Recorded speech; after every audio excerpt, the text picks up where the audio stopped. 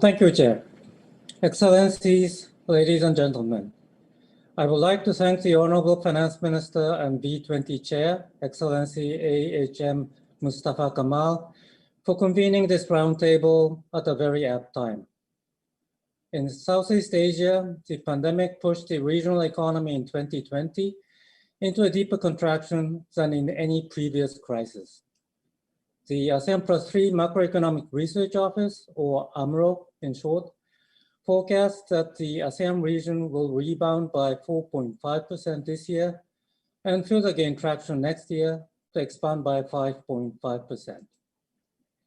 The long-term growth outlook for ASEAN will depend on how the region manages risks to macroeconomic and financial stability, especially the perennial and increasingly important threats posed by climate change and natural disasters.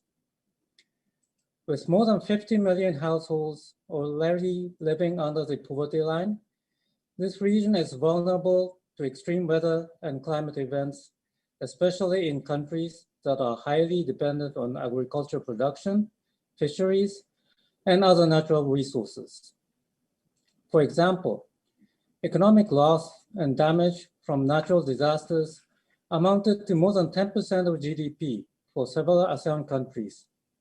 Lao PDR from a severe storm in 1993, and Thailand from severe flooding in 2011.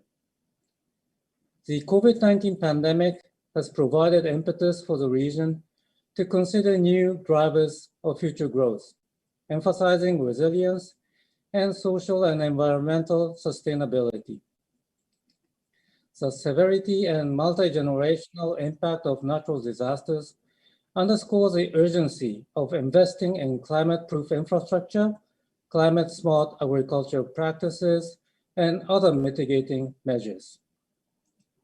Any manifestation of climate change risks could likewise spill into ASEAN financial systems, magnifying their impact on the real economy.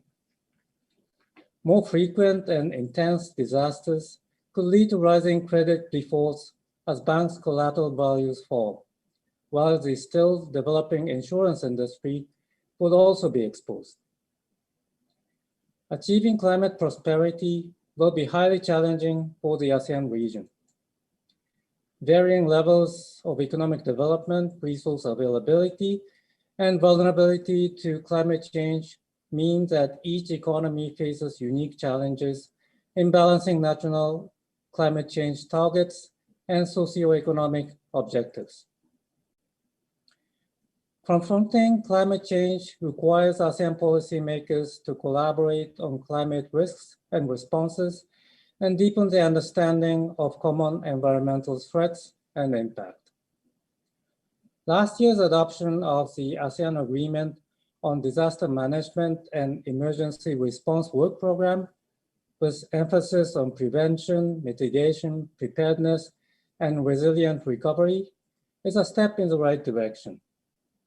ASEAN central banks are also working together to make the financial system greener and protect it from climate-related risks. The ASEAN region cannot evade climate change, but it can prepare itself better against the impact of natural disasters and extreme weather conditions. Concerted regional collaboration with proactive and consistent implementation of climate risk reduction principles will be the key. AMRO, as the macroeconomic surveillance institution of the ASEAN+3 region, will mainstream climate change in our country's surveillance work and collaborate with our member countries to make the region more resilient to disasters, safer for its many communities, and help it to secure climate prosperity. Thank you very much.